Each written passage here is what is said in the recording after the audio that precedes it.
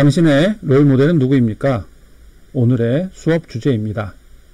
누구나 살면서 적어도 한 번쯤은 저 사람에게서 저런 면은 닮고 싶다 라는 마음에서 그 사람의 모습이나 행동을 따라했던 경험이 있지 않을까요?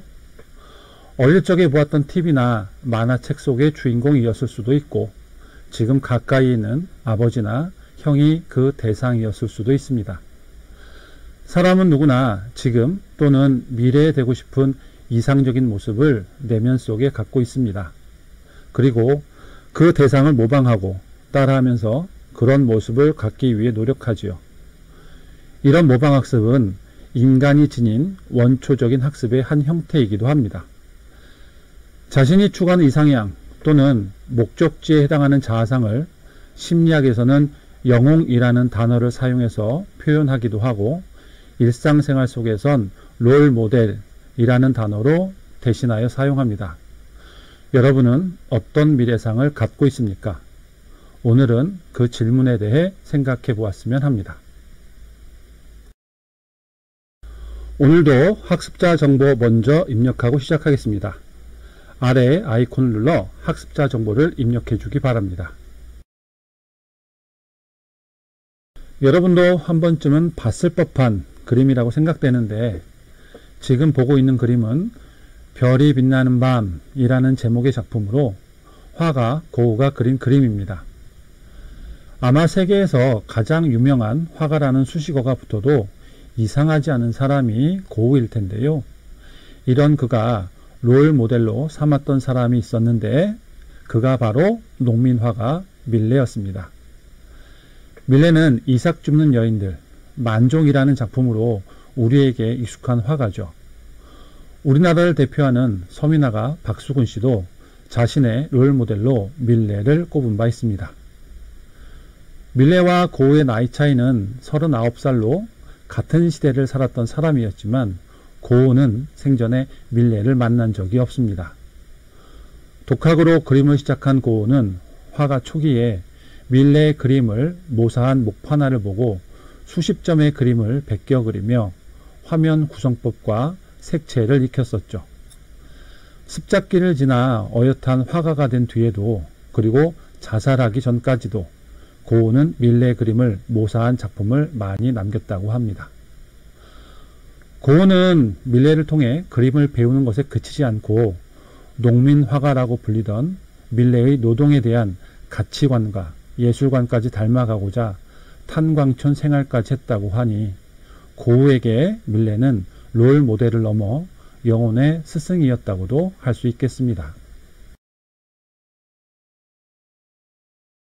고우와 밀레에 대한 이야기를 영상으로 한번 보겠습니다. 아래의 아이콘을 클릭해 주세요. 대통령 암살 사건을 언급하면 제일 먼저 이야기되는 사람이 있습니다. 바로 미국 35대 대통령 존 F. 케네디입니다. 미국의 역대 대통령 가운데 선거로 당선된 최연소 대통령. 재임 기간이 비록 3년밖에 되지 않았지만 미국 자유주의에 대한 상징으로 기억되고 있는 사람.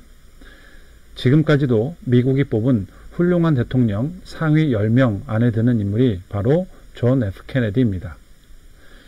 이런 케네디 대통령이 청소년 시절부터 롤 모델로 삼은 사람은 바로 윈스턴 처칠이었습니다. 역사와 위인들의 전기를 좋아했던 케네디는 특히 처칠의 이야기에 매료되었었고 하버드대 졸업 논문으로 영국은 왜 잠을 자는가 라는 제목의 논문을 쓸 정도로 처칠에 대해 관심이 많았습니다. 조국이 당신을 위해 무엇을 해줄지 묻지 말고 당신이 조국을 위해 무엇을 할지 물어라. 에이브럼 링컨, 마틴 루터킹 목사의 연설과 함께 미국 정치사의 3대 명언으로 꼽히는 존 F. 케네디의 대통령 취임 연설입니다. 케네디는 업적도 훌륭했지만 그가 한 말로 더 오래 기억되고 있는 사람인데요. 그런데 그런 케네디가 정치를 시작할 때에는 연설에 대단히 서툰 사람이었다는 평가를 받았다면 믿겨집니까? 하지만 사실입니다. 정치인 초기 시절 케네디의 연설문을 작성하던 보좌관이 케네디는 어떤 원고라도 그 생명과 리듬을 말려 죽여버린다 라고 불평했을 정도였다고 합니다. 그러나 케네디는 좋은 연설을 하기 위해 10년 이상의 시간 동안 윈스턴 처칠의 연설을 분석하고 컨설팅을 받는 노력을 꾸준히 했었고, 그 결과 정치적 연설에 힘을 지닌 정치가로 성장했습니다. 존 F 케네디는 연설뿐만 아니라 전 대통령의 오류를 반복하지 않기 위해서 윈스턴 처칠의 정치 방법을 연구하고 치밀하게 배우려고 노력했습니다. 아마도 이런 노력이 그를 지금까지도 미국이 기억하는 대통령이 되는 것을 가능하게 만들지 않았을까 생각합니다. 이번에는 우리나라를 넘어 세계 정상의 자리에 우뚝 선 피겨스케이터 김연아 선수의 이야기입니다. 김연아 선수에 대해서는 별다른 설명이 없어도 여러분 모두가 잘 알고 있으리라 생각합니다. 여자 싱글 선수로서는 사상 처음 그랜드슬램을 달성한 김연아 선수도 롤 모델이 있었는데요. 미국 피겨스케이터 미셸 콴입니다. 미셸 콴은 비록 올림픽 금메달은 없었지만 1995년부터 2004년까지 9년 동안 세계선수권 대회에서 매해 메달을 땄었던 세계적인 피겨스케이팅 선수였습니다. 김연아 선수는 어렸을 때부터 미셸 콴 선수의 경기를 녹화를 해서 틈만 나면 봤었고, 집에서까지도 미셸 콴의 제스처를 따라했을 정도였다고 합니다. 미셸 콴을 보며 선수의 꿈을 키웠던 김연아 선수는 세계적인 스타가 된 후에도 미셸 콴이 롤 모델이었음을 숨기지 않았는데요. 한 일간지와의 인터뷰에서 운동을 하건 공부를 하건 간에 자신만의 롤 모델이 있다는 것은 큰 도움이 되는 것 같다. 스케이터로서 미셸 콴은 나에게 큰 영향을 주었다 라고 말하며 미셸 콴에 대한 존경심을 나타냈었습니다. 빈센트 반 고흐, 존 F 케네디, 그리고 김연아 선수. 이들 모두 자신의 꿈을 이루고 자기를 실현하는 과정에서 좋은 롤모델을 갖고 있었고, 그들을 배우기 위해 꾸준히 노력했다라는 공통점이 있습니다.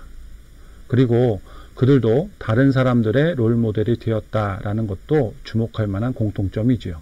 그런데 이 시점에서 잠깐, 롤모델을 주제로 쓴 글이나 강의를 보면 왜 항상 유명하고 엄청난 업적을 갖고 있는 사람들만 예로 드는 걸까? 라고 궁금해 본 적이 있을까요? 자칫하면 평범하고 일반적인 삶을 살아가는 보통 사람들에게는 먼 나라의 이야기처럼 들릴 수도 있는데 말입니다. 저 또한 수업을 준비하면서 평범한 사람들이 가깝고 친밀하게 느낄 수 있는 방법은 없을까? 라고 매번 고민은 하지만, 누구나 다 알만한 사람이 아니면 그 인물이 어떤 사람인지를 설명하는데 너무 많은 시간이 필요하다 보니 도로 긴 설명을 하지 않아도 되는, 누구나 쉽게 알고 있을 법한 사람들을 예로 들게 되는 이런 사항이 매번 반복되는 것 같습니다. 참으로 안타깝게 생각합니다. 하지만 조금만 더 생각해보면 본질적인 것을 이해하는 것이 어려운 것은 아닙니다. 우리가 롤모델을 정하는 이유는 과제를 할 때 예시 자료를 찾아보는 것과 다르지 않다라고 생각합니다.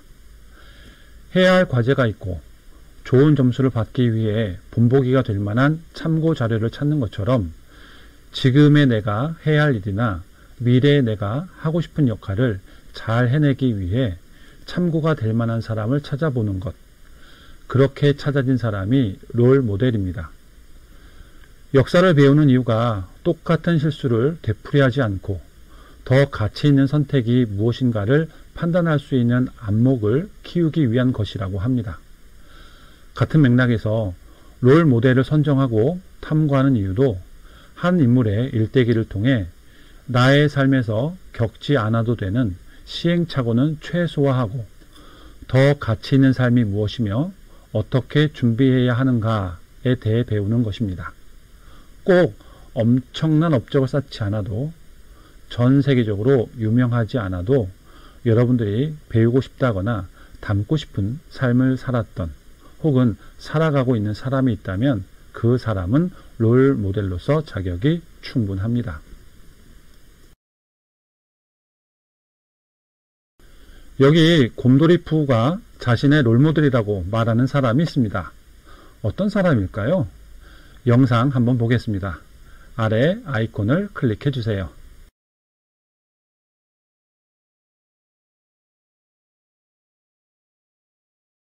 오늘 수업의 학습 과제는 자신의 롤모델을 찾아보고 소개하는 것입니다. 고민하는데 시간이 필요하다면 과제 제출 버튼을 눌렀을 때 이동한 사이트의 주소를 복사해 두었다가 생각이 정리가 된 후에 다시 복사한 주소로 접속하여 과제를 제출하여 주기 바랍니다.